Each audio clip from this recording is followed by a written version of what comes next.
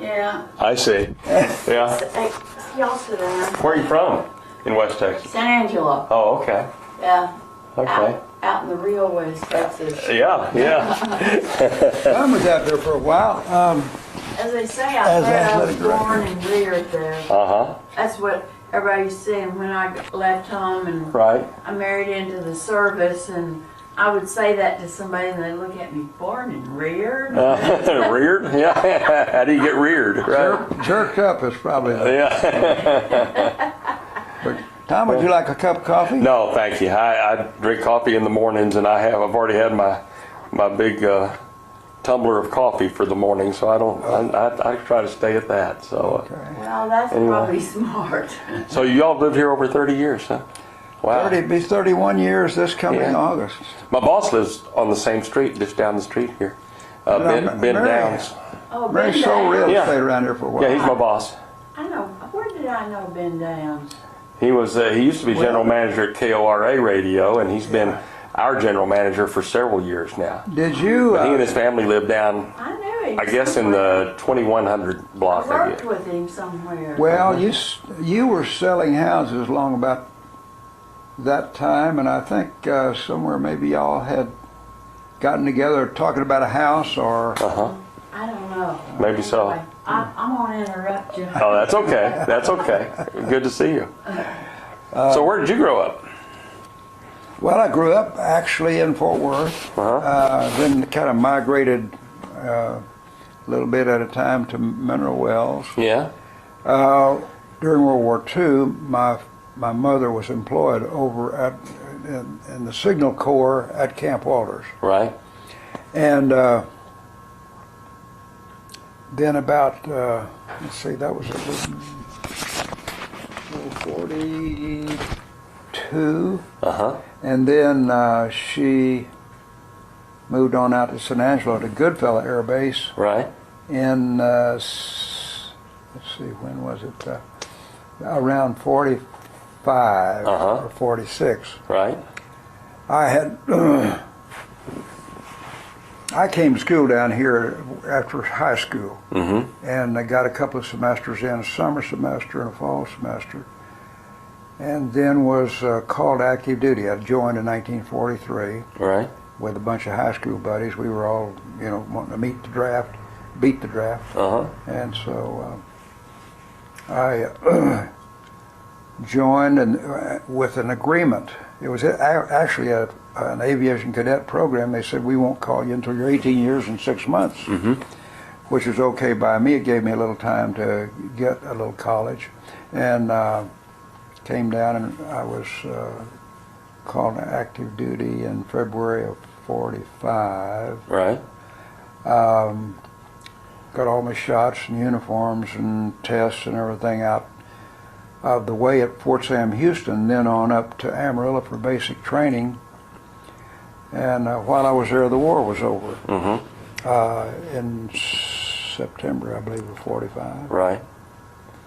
And then it was kind of hully-gully from there on in. I was in B-29 maintenance training Mm-hmm. at the time, and then the schools just folded, as did those people who had enough points, got out, Right. went home, and those of us, the latecomers, Mm-hmm. were left to kind of do some mop-up work. Right. And the base, So did you go overseas at all for mop-up work? Or? not then. Uh-huh. I was headed for Carlsbad, Right. New Mexico. They had some engines out there that needed some pickling and storage and that sort of thing. So a whole bunch of us old kids that had, gotten turned loose at that maintenance school were headed out that way.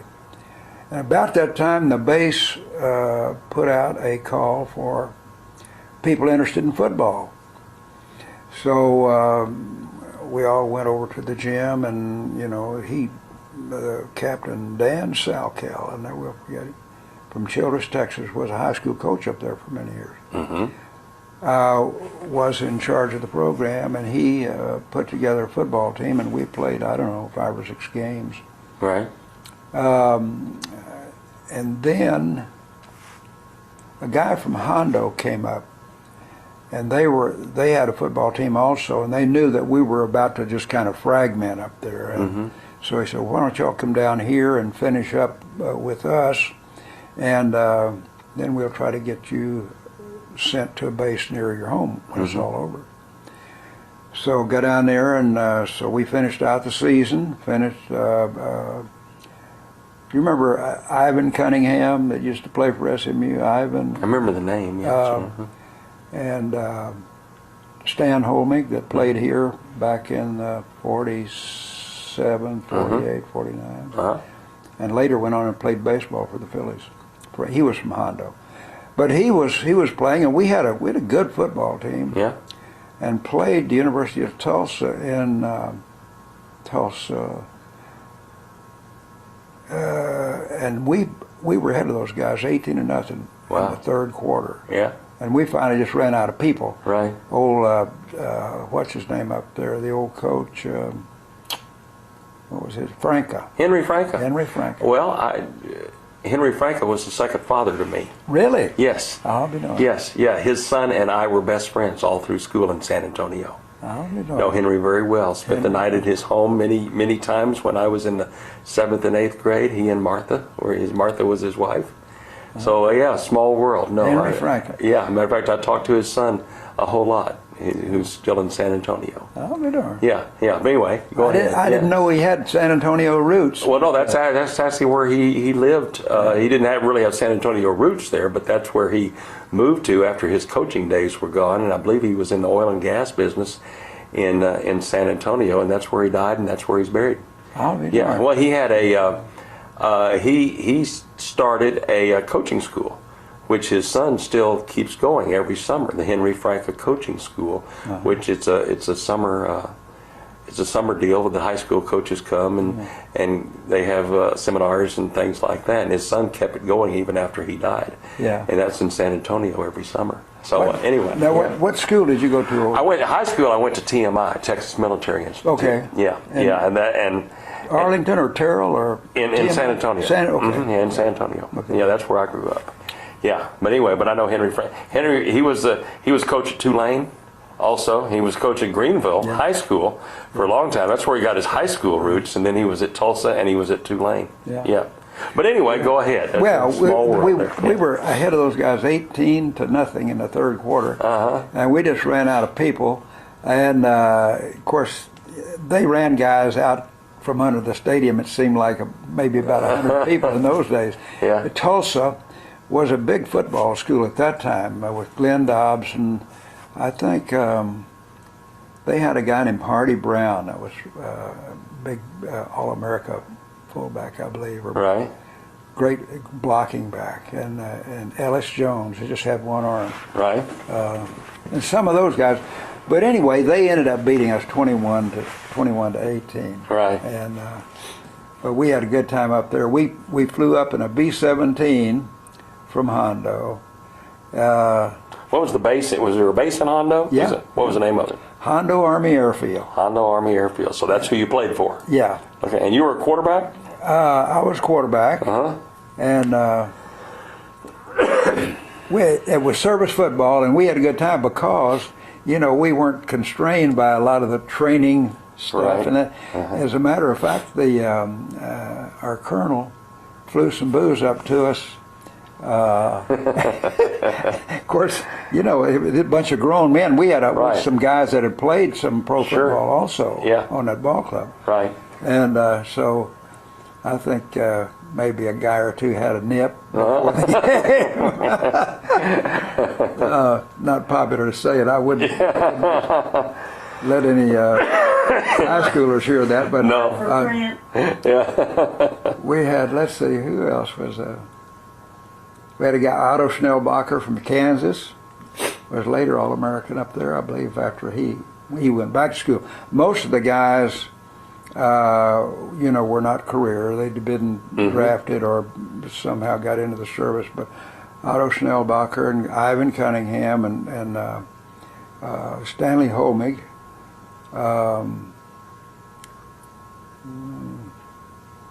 some other names that you probably wouldn't realize because they were from all over the United States. Right. And right. But anyway, we we finished up, and then I went on to Goodfellow. From there, sure enough, true to their word, they picked out a base closest to where we lived. Right. Because it was just everything was grinding to a stop after the war, and so we sent us up there, and I played baseball when I got there, and we had a base team, and we were doing pretty good. And then the guy from Enid, Oklahoma came down, the old coach. I said, we need some ball players up here. We won the National Semi-Pro Championship last year, and we'd like to, take a representative team back to Wichita to defend. So about 5 or 6 of us went up to Enid and played out the season and ended up there in Wichita, and I think we finally got beat by our the Bellingham Bells from Washington. Wow. But in those days, Boeing had a team, Cessna had a team, and all of those big outfits were, they hired big ball players. I think Benny McCoy was, a lot of those guys were on their way down. They took jobs with those airplane companies. And so there was some good baseball played up there. But we finished out the year and got beat by Bellingham, and that was the end of the baseball. And then along about that time, it was time for me to get out. Right. So I came on back to San Antonio, was mustered out there, and went back to San Angelo where I met this charming lady. And, then was I'll just stay for the whole thing. So what year are we talking about now that you went back to San Angelo? I got back in 1946. 46? I was discharged in September 46. Just a hair late to get into school down here. Right. It had already cranked up. And so I went there and just didn't do much. I did go to junior college out there, and that's where I ran into Baumgartner, and he was the coach, and Right. I think maybe he was athletic director for a while. And so then the following January, I came back to school down here and got re-enrolled. And now you play football here, right? yeah. Mr. Homer Norton was the coach, Right. and Homer was kind of at the end of his rope too, getting old, and Harry Steidler came up from Rice to be his assistant, and then I think the following year Harry took over, and Coach Norton retired. Right. So you were after Kimbrough, though, right? Pardon? You were after Kimbrough? Oh yeah. Yeah. Okay. Yeah. Kimbrough's older than you. Kimbrough, we did have one of our coaches, Dick.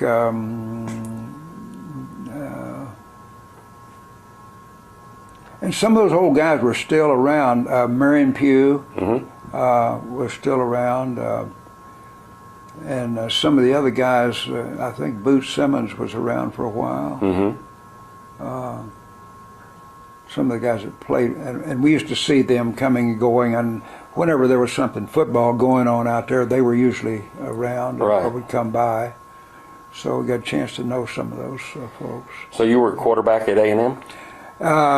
Quarterback, and at that time we were running, just the old Stanford T formation, and the backs in motion, and some sets out there with the wing backs go out and set.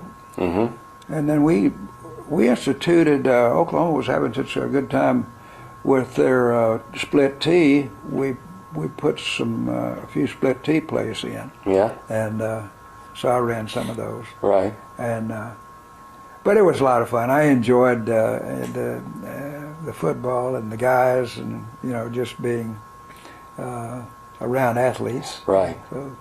So you played in 48 and 49, or? Well, I played 44, 47, 48, and 49. Okay. 1944, the 43 team had just won the Orange Bowl. They beat LSU down there, I believe, with Red Birded and Red and some of the other guys that I'm sure come around. If I could just think of some of Right. most of those names. So 44 you played, that was your first year Yeah. here. And then you 40. went off from 45 to... Yeah, 45 to service. Right. I was gone for till 46. September 46, got out, and then I came back to school down here in January of 1947. Yeah. Okay. And then finished up in mid-year 50. Okay. The So like season January 40, 50, yeah, okay. 49 was my last year. Okay. Last year. Okay, so you played in 47, 48, and 49. Yeah. I see. Okay. 40, yeah, Okay. 47, 43. And it was kind of a downtime. It seemed like everybody else was having pretty good football teams. Rice, SMU with Walker and Rote and those guys. Yeah. Texas had Bobby Lane, and I like to think back about. I played against Darrell Royal, and He was at Oklahoma State. Oklahoma A&M. Or Oklahoma. Yeah. Oklahoma, that's Yeah, right. He played at Oklahoma, yeah. Darrell and old Dallas coach was a fullback there At Texas. Texas. Yeah, Tom Landry. Landry in 47. Up Right. 47. Right. But we had a pretty good football team, but it was not Texas and SMU. SMU was having a good run. Rice was doing pretty good with the kids that they had. There was one fellow that played for us, a fellow named Henry Hook. Just to illustrate how the movement was. I remember the whole Texas team moved over to Southwestern practically one time, and Southwestern had a great football team that year. They had some of the old Texas stars over there. But Henry Hook finished out here at A&M. He was an engineering guy. But he'd gone into the Navy in one of those V5 or V12 programs. And he had lettered at Rice. They had a big B12 program, V12. He lettered at Rice, Texas, and A&M during his college career. Right. Right. And Henry, I haven't seen Henry in a long, long time. So you finished at A&M. So are you you consider yourself class of 48? 48. 48. Okay, because you started in 44, 45. So Yeah. okay, right. Okay. And you stay with your class. Yeah, exactly. Exactly. So when you got out in January of 50 or something, January 50. You went back in to the Air Force, or? Well, what happened was I actually was headed off to be a coach. I see. And had interviewed for some coaching jobs. And I thought at the time, since it was going to be in between. I was going to have some dead space in there. I thought, well, I'll just take a 90-day tour of active duty, which was being offered to some of the new lieutenants, newly commissioned lieutenants. I'd take a tour of active duty at Hensley Field, and then that'll take me on into summer, and the coaching school starts, and the real activity for coaching jobs and things like that opens up. So while I was at Hensley, during that 90-day tour of active duty, I'd always wanted to fly also. So I went over to Hensley and took the physicals and all the stuff you have to take, and was accepted. And so that started me off on the Air Force track again. Right. So I was, I was called to active duty in August of 50. And then that started my Air Force career. Right. But, Right. I went through Goodfellow for basic, Reese in Lubbock for my advanced, and then down to Randolph for B-29 transition. And got crewed up down there. The guy that I flew with that I still see every year, 85 now. Yeah. He flew B-17s in World War II. And he had been recalled. He was a Chevrolet dealer from East Lansing, Michigan, had been recalled for the Korean War. I see. As had several other people on that crew that I joined. And so we trained, we got our flying training there and went over to Lake Charles for finishing school, and then on to Okinawa for B-29 combat flying. I see. So what, you were flying B-29s? B-29s. Is that pretty much exclusively what you flew? Yeah. Okay. That's what I flew, and I flew the B-29 for quite a while. And you were lead pilot for a B-29, is that right? Well, you kind of start at the bottom. I started in the right seat and then moved over to the left seat after I got some experience and got my own crew. But I didn't do that until I got back to the States and was sent to Tucson. And they were still in B-29s, but they sent us to an interesting outfit.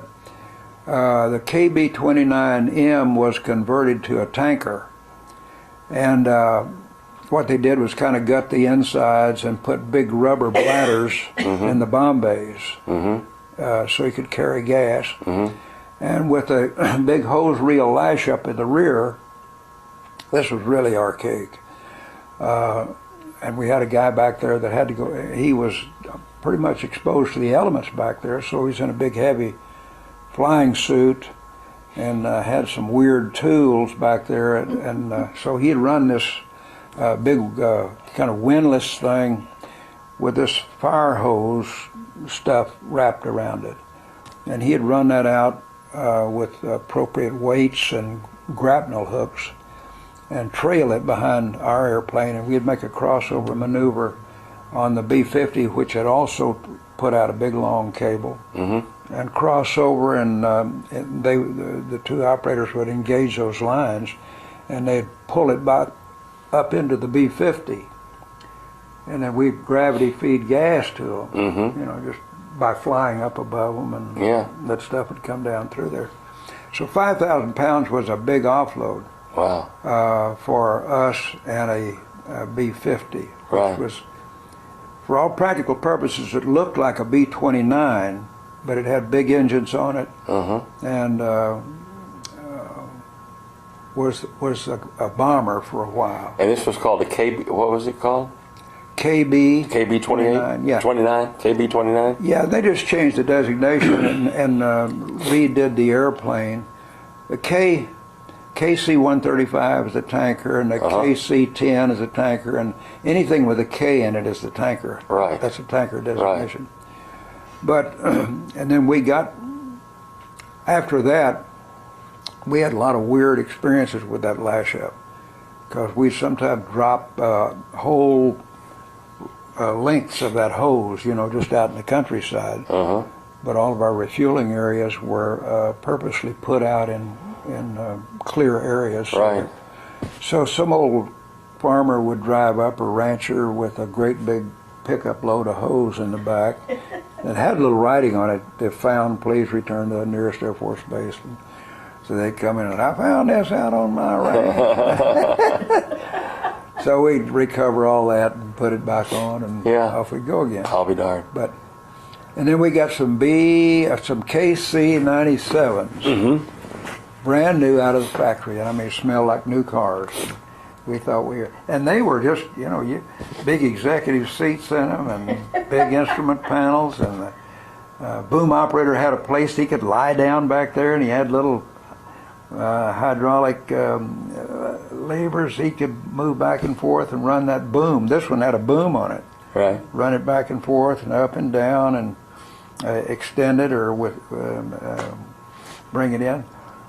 So, gosh, and a great big open deck inside. Just room to carry about anything you needed to in that, which we did generally, because we took them to Europe, England mainly, a time or two, and really made good place to put your scooters. We'd take scooters over there with us.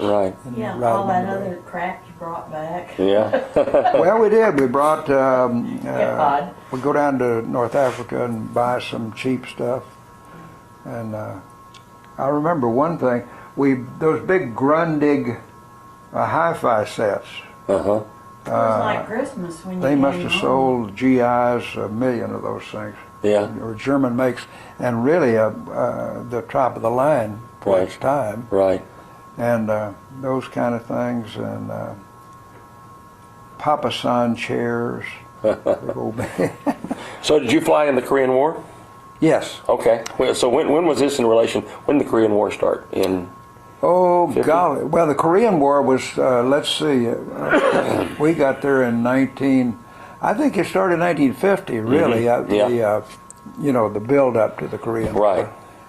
And we went out after we graduated from flying school at Lake Charles. We went directly to Kadena Air Force Base, Okinawa. The tours out there were 6 months, Right. and the SAC was big enough so it could rotate people in and out. We rotated in there and flew our missions and came back. Let's see, we flew. I ended up flying 20, and I think the crew flew about 25. And what happens is that the co-pilot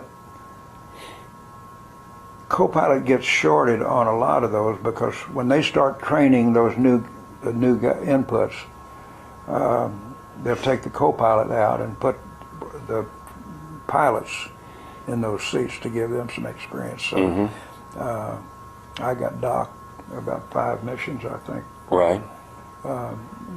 Just being replaced in that kind of a scheme.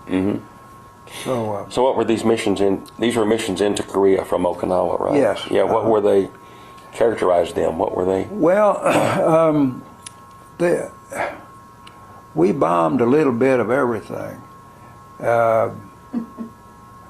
We even bombed the North Korean West Point one time. Or that's the way it came out in the briefing to us. This is the military training school up there, and their West Point. Yeah. So anyway, but we did a lot of.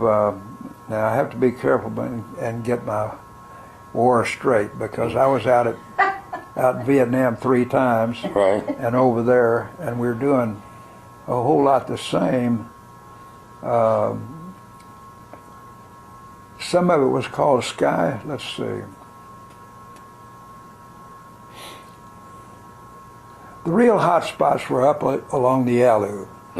Whenever we were scheduled against the Yalu, I can imagine it was like the World War II guys going through the ball bearing plants up at place Regensburg and places like that.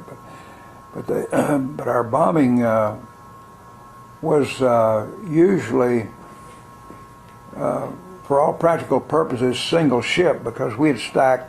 Say we had a flight of 3, we'd stack them up 500 feet in a mile separation, and then we'd run against a target. But they had radar-controlled searchlights up there, so whenever the lead guy came off the target, they just ran their searchlights back and picked up the next guy coming in, and just let him have it. And we always had a problem up there, because we've been briefed to, as soon as the bomb release, make a 45-degree turn, and that's pretty hard to beat. A 45-degree turn, drop 1,000 feet, and come back outbound. Well, one night we got up there and got to shooting at each other, because the airplane that had made that turn and was coming back down through the lights, it looked like a fighter. Right. And every time we got up there, they would, the Chinese had sanctuary over in China, of course, but I think those guys were flying a lot of those fighters up there, Right. coming down south. And our radar sites would call out, like 50 airplanes southbound from Antong or Seneweju, Sananju, some of those sanctuary type bases. I see. And so it's pretty hard to tell. Airplanes just, we were going and they were coming, Right.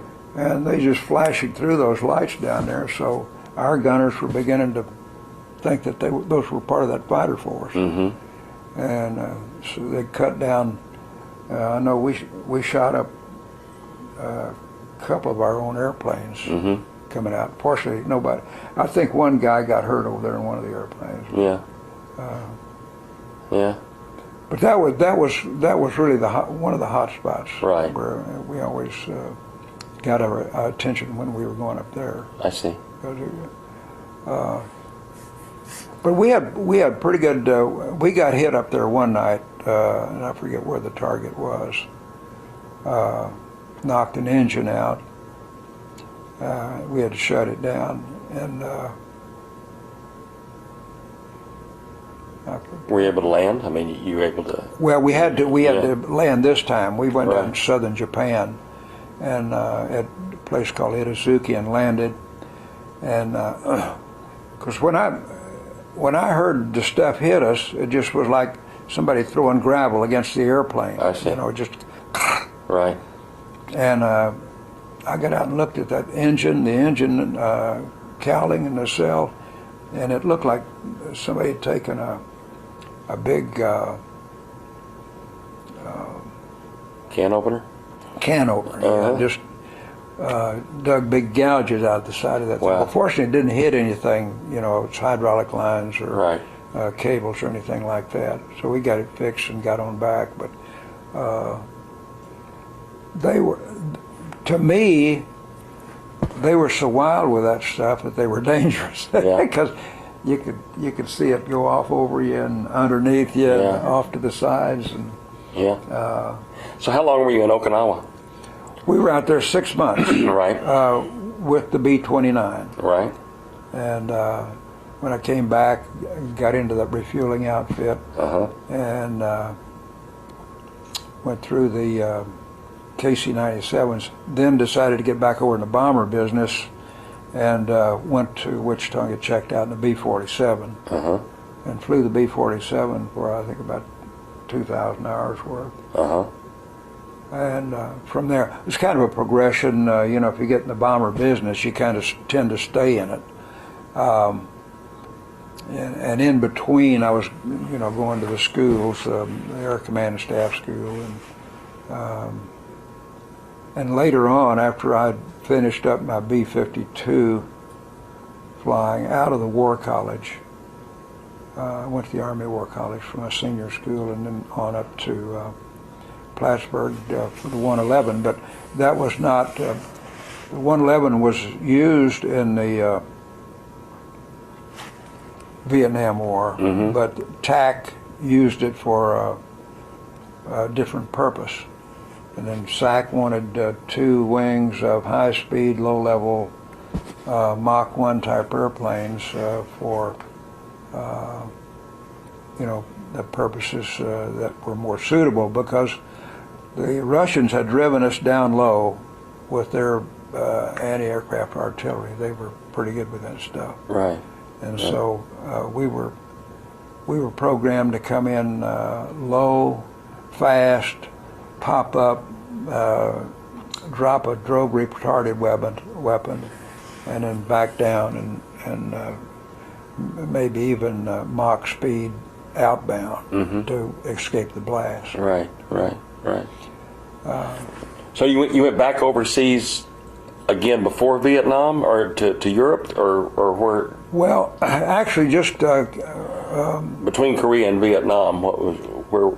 I mean, you went to the colleges and you went to Yeah. all of that, and but we were in a constant state of training, readiness was the watchword, and so we were doing things like, of course, we got a regular turn with airborne alert. Now the B-52 was pretty long-legged, so we could load that thing up for war fighting, and we'd take it up and, for example, from Bergstrom, I'd take off at Bergstrom, go out to the East Coast, get a refueling, take on about, to show you how much those fuel loads had changed. instead of 5,000 pounds, I'd take maybe 80 or 90,000 pounds up there. Because we took off with a full load at Bergstrom. Right. And we get up there and refuel and then go into a place off Alaska and orbit for 2 hours just so the Soviets could pick us up on their radar. Right. They knew we were there. And that went on for, I don't know, during the whole Cold War. We had a B-52 somewhere up in that area, and there may have been others. That was the only route that I knew of. Go up there. And by the time I got back to Bergstrom, it was around 22, 23 hours. Right. And that was a regular occasion for most of those B-52 outfits. Right.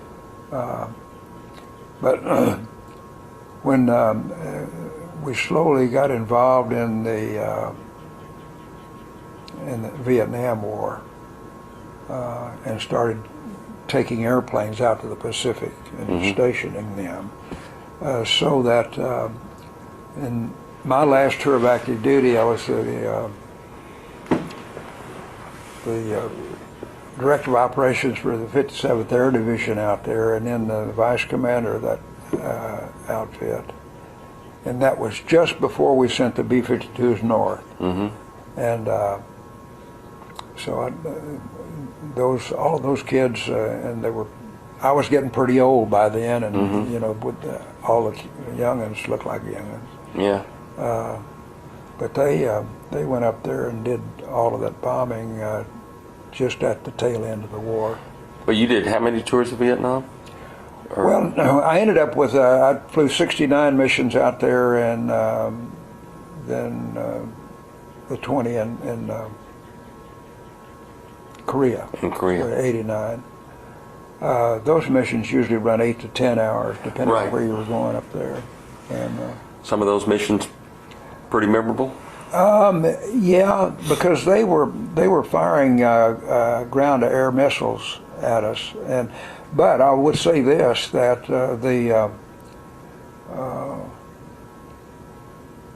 what do they call those cowboys down there that used to, the Wild Weasel, Wild Weasel guys, they were down there right on the treetops, and if one of those missile sites came on the air with any kind of a signal that would last for more than about 5 seconds, well, they'd lob a Shrike missile in on top of them.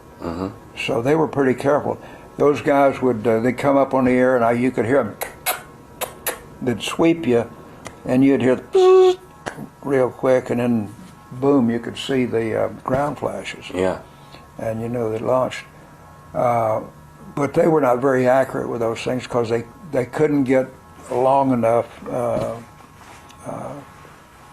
contact with you. Right. Because those guys were looking for them. And so you were fortunate. You didn't get hit? Yeah. Now they really got peppered during that. I think there's a book written, 11 Days of Christmas, or the 12 Days of Christmas, something like that. But it's a kind of a chronology of how that thing all came about, how the force was deployed, and they had some real trouble up there at the outset. And I think they lost about 3 or 4 B-52s during the early stages of that, simply because they would not change the entry point and the egress point. And the missions were being pretty well planned and executed out of SAC headquarters. But the commanders, the area commanders, were telling SAC, change this stuff, because they're redeploying their anti-aircraft stuff over there, because they know where their airplanes are going to come in the country and exit.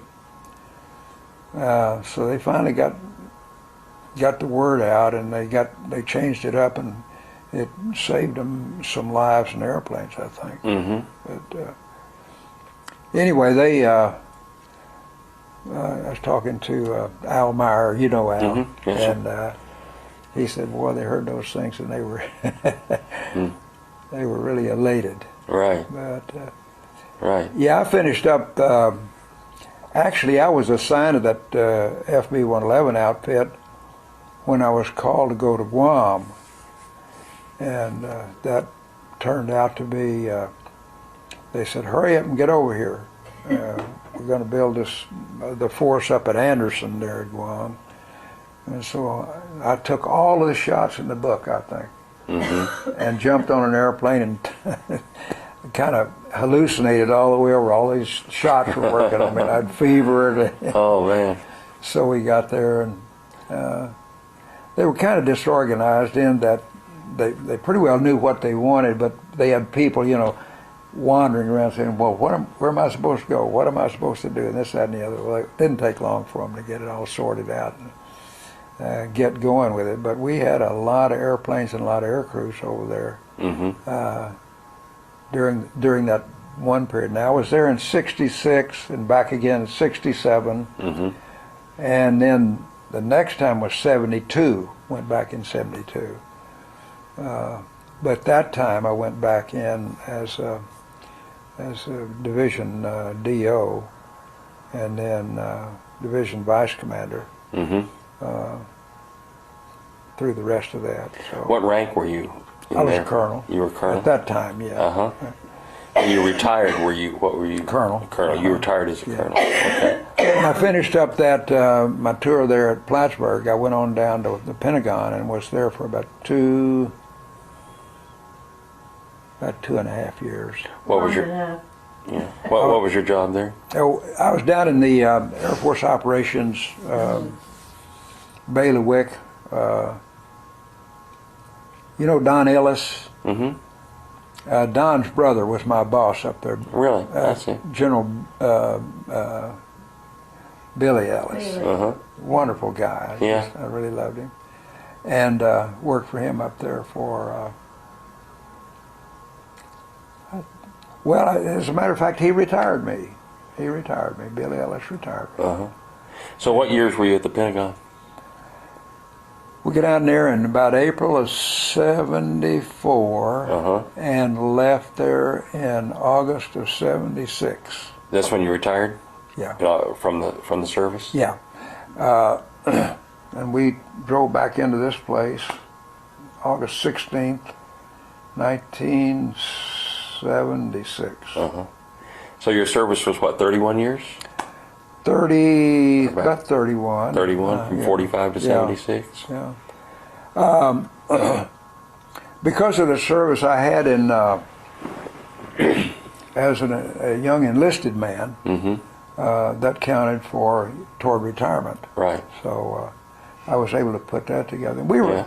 We'd kind of gotten tired of the snow and the cold and all of that.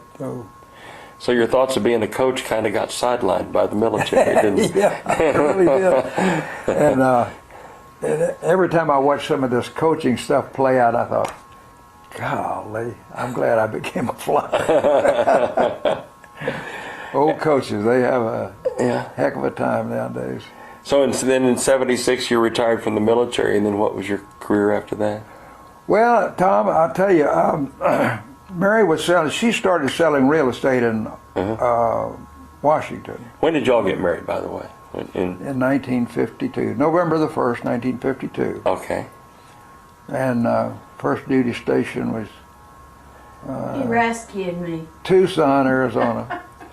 But So you're coming up on 55 years? 55. Right? Yeah. Wow.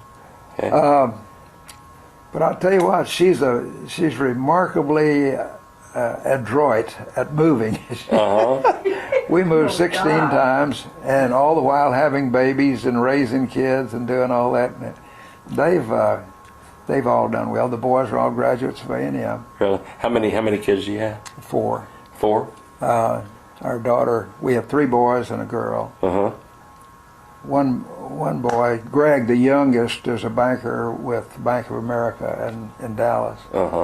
And Don, middle guy, works for, I think they do contract work for Verizon, but they go out and find places for microwave towers and site them in and do that sort of thing. I graduated from A&M.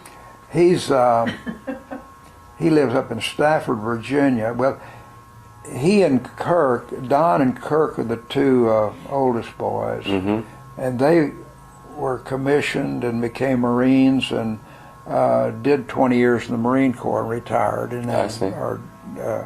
Don works for that company that works for Verizon, and Kirk works for the Marine Corps again. I see. And As a civilian? a civilian. Yeah. Uh-huh. I think it's a GS-15 or something like that. But he lives out in Potomac Falls, Virginia, I see. which is lower kind of north and west of Washington. Right. Jackie, our daughter, Uh-huh. she works for the Joint Commission.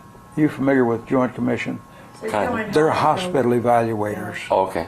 They take teams into hospitals and see if everybody's doing the right thing and, you know, employing the right procedures. Doctors and law. And where does she live? She lives in San Antonio and is today, we had to sympathize with her. She's in Laguna Beach today. They're doing a hospital in Laguna Beach, California. Yeah, But this is the what fourth consecutive time she's been in California. She comes back to San Antonio to spend a day or two and then back out there. But she's Right. been to Ukiah, Fresno, now she's in Laguna Beach, so they must be doing the West Coast thing. Yeah. Their home office is up in Chicago. So you've got 4 kids. How many grandkids? Oh gosh, 7 I believe. 7 and one great. We got one great. Is that the great right there? Yeah. Okay. I saw a little baby there. I That's see. it. That's Ainsley, Okay. most photographed baby in the world. Must be the first one. Yeah. Yeah, it really is. Yeah, the second one never gets as many pictures as the first one, right?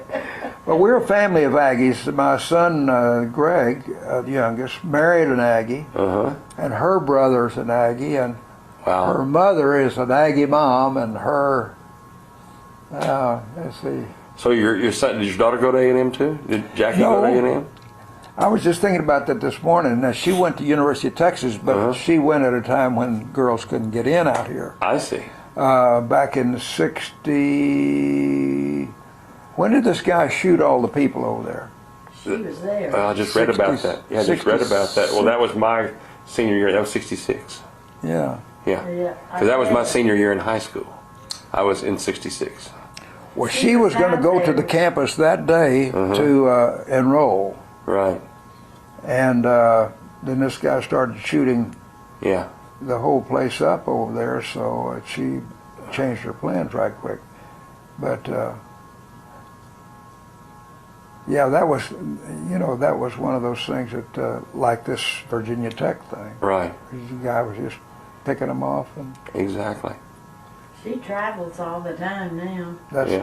that's terrible. So anyway, but you were talking about your career after you got out and what you. Well, Mary was selling real estate. Wouldn't be getting Right. back here. She went back to work for Don Kane. Now you know Don. Don Kane and Ramona Hibbets and Right. that bunch. I know Ramona. Yeah. Yeah. Yeah. I've done a thing with Ramona, a radio thing about her working for J. Edgar Hoover, and that's a Yes. fascinating Yeah. story when, Yeah. Really when is. she was worked for Hoover. Yeah. Right. Yeah. Yeah. But anyway, Yeah. Yeah, she is. Yeah, she is. I love to play tennis, Uh-huh. and I had a friend in the service that was a tennis player, and we both being, Air Force retirees, we could fly and still can fly on Air Force You airplanes. know what I call them? They were retarded.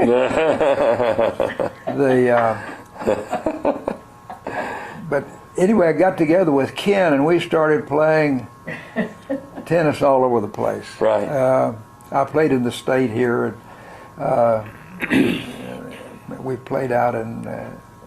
We went to New Zealand one year, and then we went to Australia one year, and we You played. played all and over. It's the senior tennis circuit back in those days, when tennis was really big for everybody. I mean, everybody was playing tennis.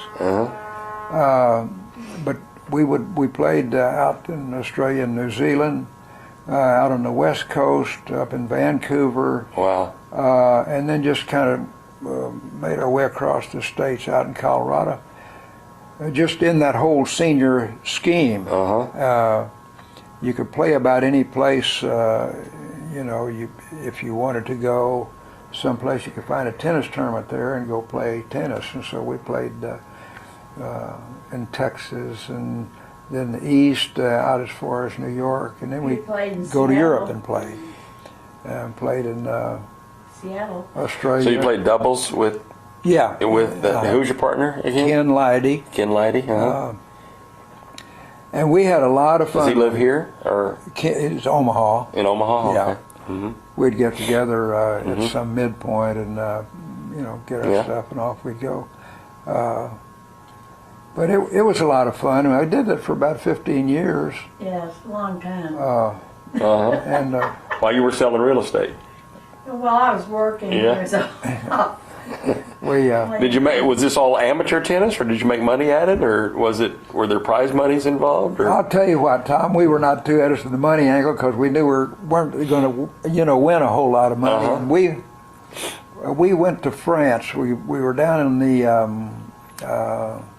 what's that posh place down there where they have the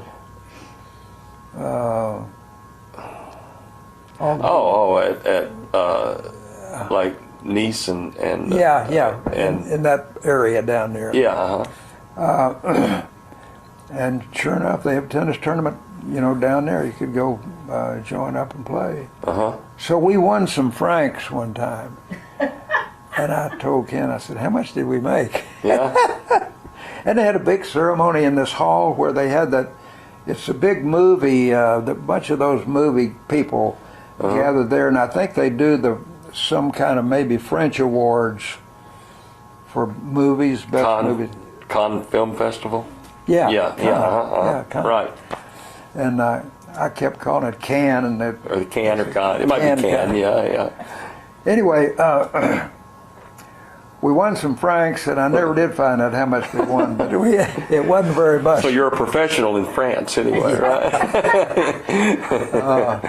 But it was just great to play, and tennis players are pretty much the same all over.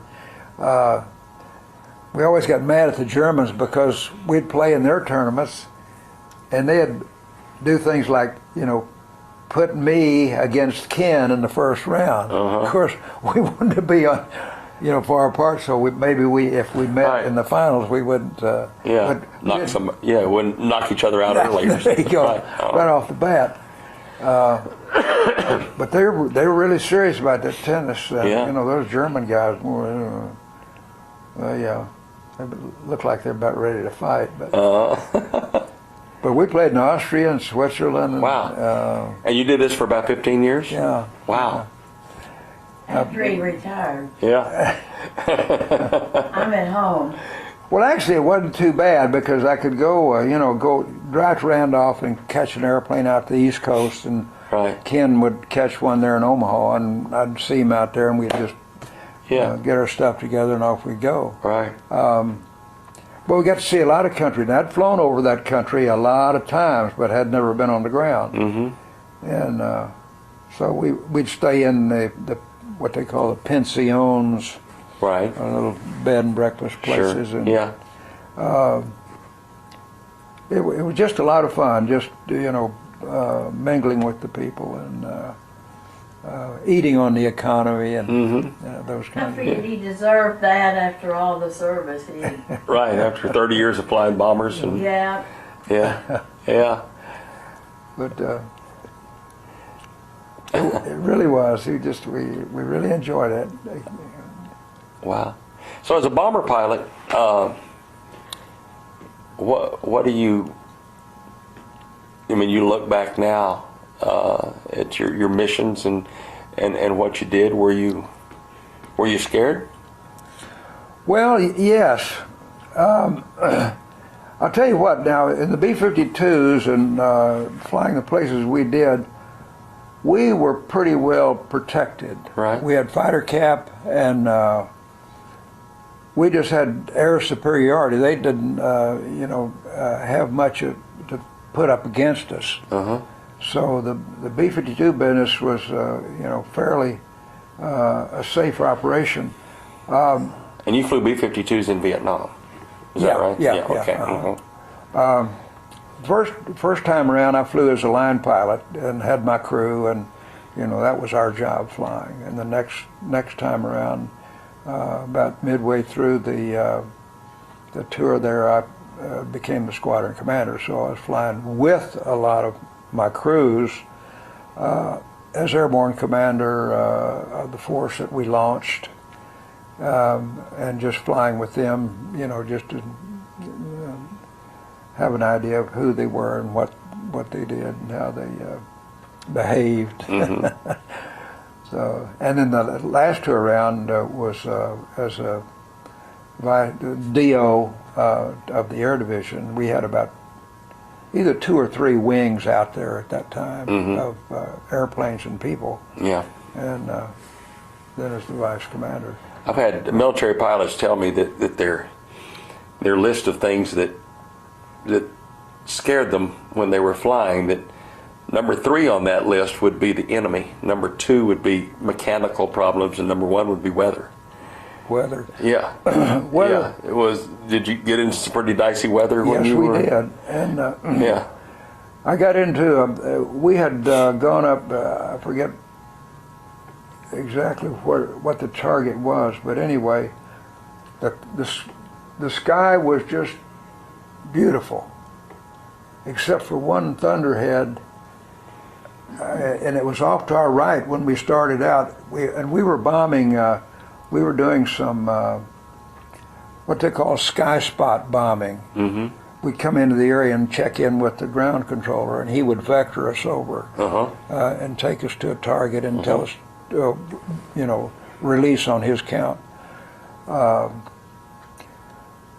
But for that whole ride up there, now I usually had about 80 to 100,000 pounds of bombs on that airplane. Yeah. It was quite a load. Had them on the outside on multiple ejector racks on the outside, and then bays full.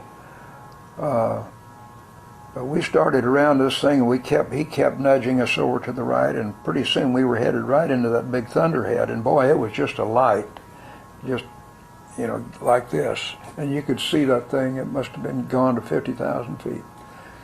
And I thought, now he's gonna get us right in the middle of this thing, and this airplane is gonna be going like this. Mm-hmm. And I wonder if whenever he gives me the release signal, that the bombs are going to go down or up.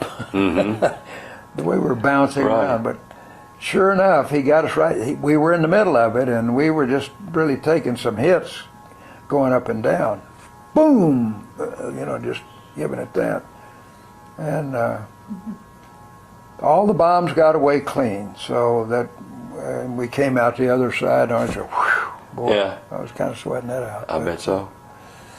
And then some of the things that happened in the air, was that we had a guy up there that one of the airplanes from our base had an electrical problem, and he started losing his electrical capabilities a little bit at a time, because as the load transferred over to other places where it's the way it's supposed to do. Mm-hmm.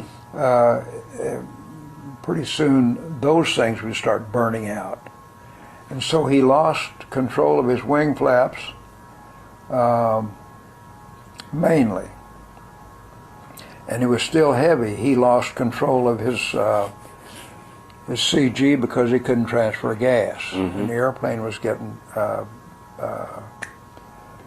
I think heavy in the rear, and he couldn't get any wing flaps, and he had to get he needed to get on the ground as soon as he could. And Da Nang, I don't know whether you heard that. Sure. Da Nang, that was the base that we had chosen for him to land at, and so and this is all taking place over a period of time. Well, how much gas you got? Are you burned down all you can?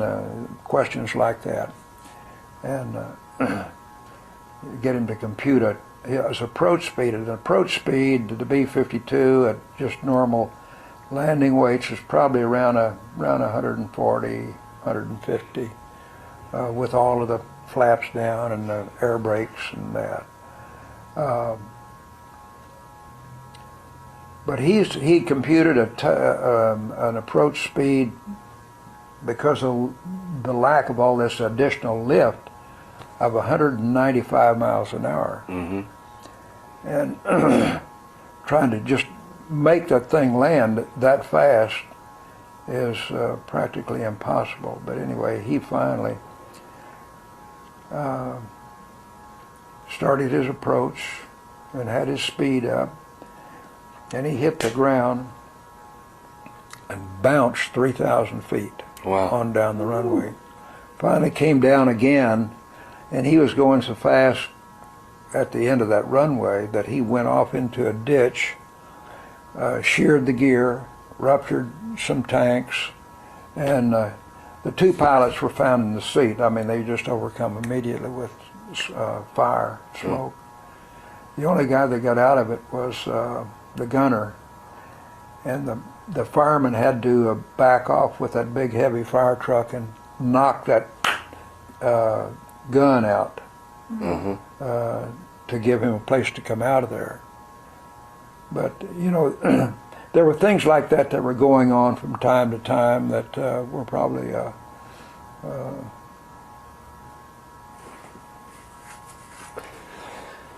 things that happen in situations like that. Yeah. But, yeah.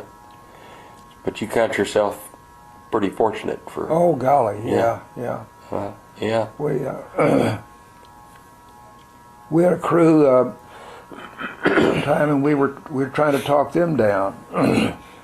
They didn't know what was wrong, and we knew what was wrong, but we couldn't. They kind of lost control of the situation, and they thought they were going a lot faster than they were. And they were right on the verge of stalling the airplane, because when they told us in the command post that they were having fire come out the forward edge of the engines, that was an indication to us that they were having compressor stalls, and they were just going too slow. But what had happened, they had lost the radome off of the chin of that B-52, and it had interfered with the airflow around there. And I remember the emergency procedure for taking care of a problem like that is not very clear, and they were afraid to, and they were in weather, and they were afraid to slow down anymore because they thought they were already going very fast. It's just the flow of the air around that radome and into that pedostatic system was such that it was just giving them some bad reads. But they ended up bailing out of that airplane, and a submarine picked them up out there. But yeah, and the Soviet trawlers were all around Guam there. Right. They listened to all of the ground communications. Sure. And probably knew. We tried to be as secure as we could, but a lot of the guys, just talking back and forth, and they were picking up a lot of the radio calls from the maintenance vehicles, and, well, how is this and how is that? And the guys were talking in the clear and back and forth about airplanes and takeoff times and those kinds of things. Well, it's a fascinating story. My goodness, thank you for your service. I mean, you're definitely you're the most athletic veteran that I've ever had. I will say that. My goodness, from football to baseball to tennis to. He still is. And are you a golfer too? Or? Yeah. Yeah, I think you play over at Briarcrest here, don't you? Yeah. Okay, because I used to see you over there. Yeah. Well, that's playing right. Over at Briarcrest. I think I've seen you, and as a matter of fact, we have probably crossed tracks and even talked. I believe so. We might even have joined one another in a golf, playing a hole or two. Yeah, I think that's probably right. I'm not a member at Briarcrest anymore. I was on 2 different occasions, but I'm not anymore. My wife and I have a interest in a condominium down at Port Aransas, so that's my only toy that I can afford right now. Is that? So Port Aransas. Yeah. Can't do it all. You ever run into a guy named John Murphy down there? I'm not sure that the name seems familiar, but he lives in Devine, Texas. In Devine, yeah, Devine. down south of San Antonio, or near San Antonio down there. Yeah. Devine, Texas.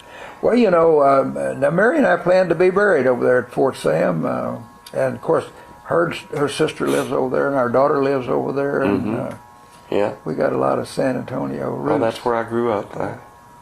San Antonio's a good town. I like San Antonio. Yeah, it is. It's gotten bigger. I was just there a couple of weeks ago, and I don't get there very much anymore since my mother lived there, but since she died, I don't have any reason really to go there with no more relatives there, but I was there a couple of weeks ago, and it gets bigger and bigger. Seems like there's always construction on Loop 410, no matter what time of year it is or where you're going, so, just getting around there. Do you have any pictures? Yeah. Can I see what you got? Yeah, and if you'll excuse my...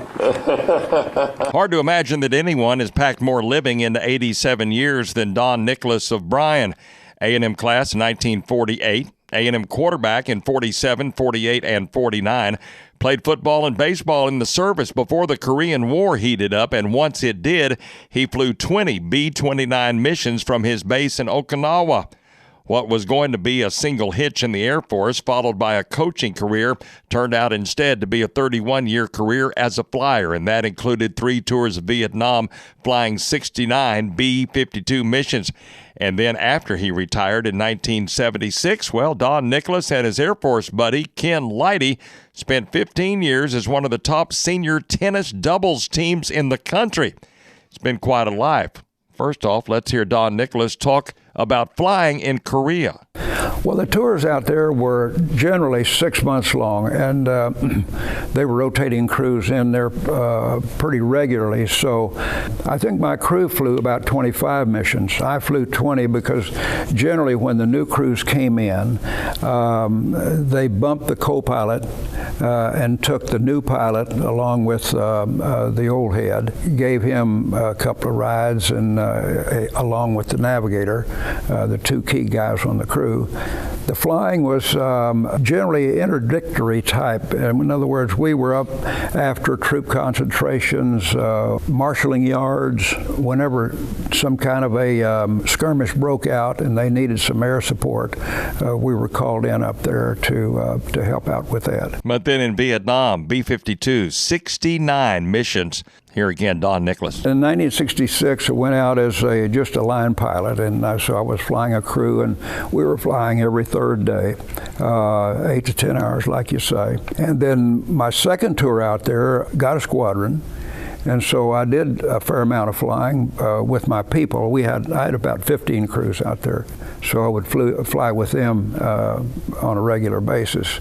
And then the third tour out there in 1972, there was a pretty good break between 67 and 72. I was the vice wing commander of a unit in Plattsburgh, New York, and we were flying FB-111s. I guess the people who were manning the jobs out there saw my B-52 experience and decided that I would be somebody they could use out there. Right. And at that time, they were building up the force for eventually going north. And so I was the director of operations for the Air Division, and we had about 2 tactical wings out there about that time. And then the incumbent of the vice commander job was moved into another job, and so I got the vice commander job. We're going to hear more from Don Nicholas and about his service in Korea and Vietnam next week. I'm Tom Turbiville. This is Bravo Brazos Valley. Remember last Thursday we were talking to Don Nicholas of Bryan, A&M class of 1948. He was the quarterback of the football team in 47, 48, and 49, but his service in the Korean War and Vietnam War, 20 B-29 missions in Korea and 69 B-52 missions in Vietnam. We're going to talk to Don Nicholas again as he talks about one particular mission of those 69 B-52 flights in Vietnam, the one where they got shot and the engine went out. Here's Don Nicholas of Bryan. I remember that was my first experience having something like that happen, and it happened at night. Most of our missions were at night because of the daytime problem with the MiGs. They were beginning to get pretty close to our airplanes up there, so they finally changed us to night missions pretty much exclusively. And so we would be up there and listen to all the calls coming from the radar sites and others who track the fighters. This particular night we were up doing some work around the hydroelectric plants on the Yalu River. And the flak going in was pretty heavy because the way that we were bombing single ship. So we'd be stacked up mile separation and 500 feet back for the cell and proceed that way. But all the radar searchlights would pick up the lead airplane coming through because they knew where he was headed. He was headed for the dam. And they'd start all of their shooting up there. I heard something that sounded like just a handful of rocks thrown against the fuselage. We began to lose oil pressure on one of the engines, and the engineer who was monitoring that said, "We better shut this down. I think we're going to maybe have a fire or something." Before he could get it shut down, it caught fire. And it makes a pretty big light at night when you have an engine fire. We finally nosed it over and picked up a little speed and just kind of helped it go out. We actually blew it out, and it stopped. And after that particular mission, we had to go down to southern Japan and Itazuki and land and get the airplane fixed. And when I got outside and looked at the condition of the fuselage and the engine, it looked like a big can opener had gone through and made little holes in the airplane. But fortunately, it didn't hit any important hydraulic system, electrics, or anything like that. So we're able to get it fixed and get on back. Don Nicholas continues what has certainly been a life well spent, where whatever he did, whether on the football field, the baseball diamond, the tennis courts, or in the cockpit, he did it with passion, and we thank him for his service. I'm Tom Turbiville. This is Bravo Brazos Valley.